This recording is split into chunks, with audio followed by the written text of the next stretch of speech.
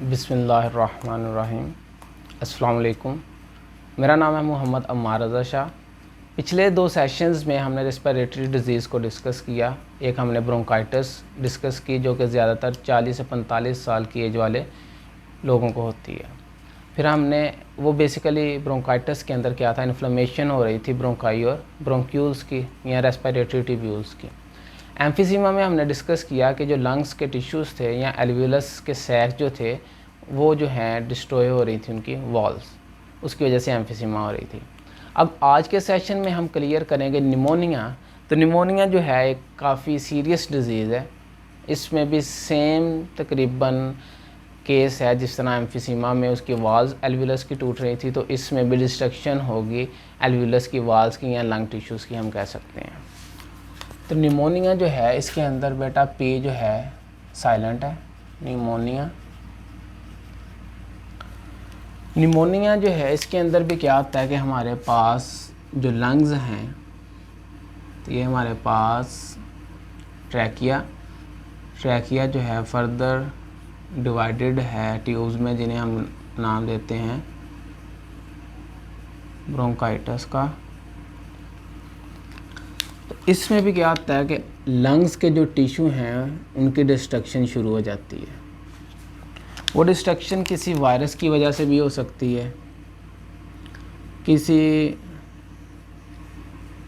ये फ़र्ज़ करें ये हमारे पास एल्वियोलाई टूट चुके हैं, तो उनकी वाल जो हैं बिल्कुल आपस में मिल चुकी हैं। तो ये उस वक्त की कंडीशन है जब पेशेंट जो है उसको निमोनिया हो चुका है। अब वो किसी वायरस की वजह से हो सकता है, किसी बैक्टीरिया की वजह से हो सकता है।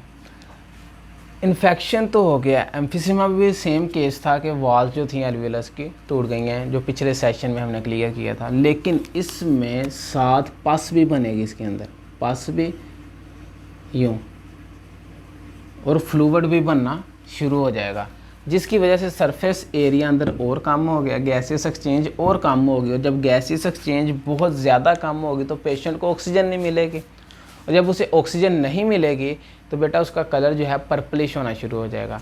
अगर हम ज़्यादा देर अपनी फिंगर को इस तरह पकड़ के रखें तो ये जो रेड एरिया कॉर्नर पे है इस फिंगर के, वो आहिस्ता आहिस्ता पर्पलिश होना शुरू हो जाएगा, या मैं कह सकता हूँ ब्लूइश होना शुरू हो जाएगा। तो सेम केस पेशेंट का होगा कि उसका जो स्किन कलर है वो भी पर्पलिश होना शुरू हो जाएगा। तो निमोनिया जो है ये इन्फेक्शन की वजह से हो रही है। इन्फेक्शन है किसका? लंग्स का, इन्फेक्शन ऑफ लंग्स। अब इसकी वजह क्या है, इसकी कॉज क्या है? तो ये तो हमें पता चल गया कि इसमें भी डिस्ट्रक्शन हो रही है वाल्स की, किसकी? एल्वियोलस की वाल्स की। किस वजह से? एक बहुत ही इम्पोर्टेंट बैक्टीरिया है जो कि नॉर्मली कोज करता है निमोनिया, उसका नाम है स्ट्रेप्टोकोकस निमोनी। स्ट्रेप्टोकोकस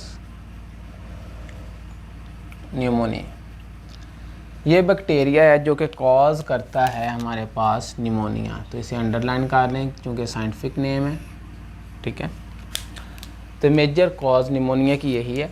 उसके अलावा कोई वायरल इन्फेक्शन हो सकता है, वायरल इन्फेक्शन, कोई फंगल इन्फेक्शन भी हो सकता है, जिसकी वजह से वाल्स जो हैं टूट सकती हैं और निमोनिया होने के चांसेस बहुत ज़्यादा हैं। अब सिम्टम्स क्या हैं, कैसे पता चलेगा कि भाई इस पेशेंट को निमोनिया है? सबसे पहले जो मैंने कहा था कि सब डिज़ीज़ के अंदर मेजर सिम्टम है वो है उसे सांस लेने में डिफ़िकल्टी होगी, उसका सांस उखड़ेगा ज़्यादातर जब वो हार्ड एक्सरसाइज करेगा। उसका वेट लॉस होगा क्योंकि उसको पूरी ऑक्सीजन नहीं मिल रही। उसका कलर जो है पर्पलिश हो जाएगा पेशेंट का, ठीक है, ऑक्सीजन ना मिलने की वजह से। उसके अलावा उसे खांसी आएगी, कफ, और साथ में बलगम भी आएगी, कफ विद स्पटम प्रोडक्शन, यानी खांसी भी आएगी और साथ में बलगम भी आएगी। तो ये हमारे पास कुछ सिम्टम्स हैं। उसके अलावा पेशेंट को बुखार हो सकता है, उसे सर्दी लग सकती है, चिल्स, कपकपाहट हो सकती है, ठीक है। तो इन सिम्टम्स से हम अंदाज़ा लगा सकते हैं कि भाई पेशेंट को निमोनिया है। तो ज़्यादातर सिम्टम्स जो हैं रेस्पिरेटरी डिजीज़ के वो एक जैसे ही हैं। अब इसका ट्रीटमेंट क्या हो सकता है? इसकी प्रिवेंशन भी है और इसकी ट्रीटमेंट भी है। ट्रीटमेंट भी है और प्रिवेंशन भी है। ट्रीटमेंट के अंदर पेशेंट को ऐसी डिजीज़ यानी ऐसी मेडिसिन दी जाती है जो कि एंटीबैक्टीरियल हो, क्योंकि ये स्ट्रेप्टोकोकस निमोनिया की वजह से अगर होगा तो हम पेशेंट को एंटीबैक्टीरियल मेडिसिन देंगे ताकि उस बैक्टीरिया को ख़त्म किया जा सके। और अगर वो बैक्टीरिया ख़त्म होता है तो उसकी वजह से बाकी काम हमारी बॉडी का कि अपने आप को वो रिकवर करे। हाँ, उसे ऐसी मेडिसिन दी जा सकती हैं जो कि उसकी बॉडी की रिकवरी को बूस्ट अप करें, इन्हांस करें। प्रिवेंशन जो है, वैक्सीन दी जाती है निमोनिया के लिए, वैक्सीन मौजूद है।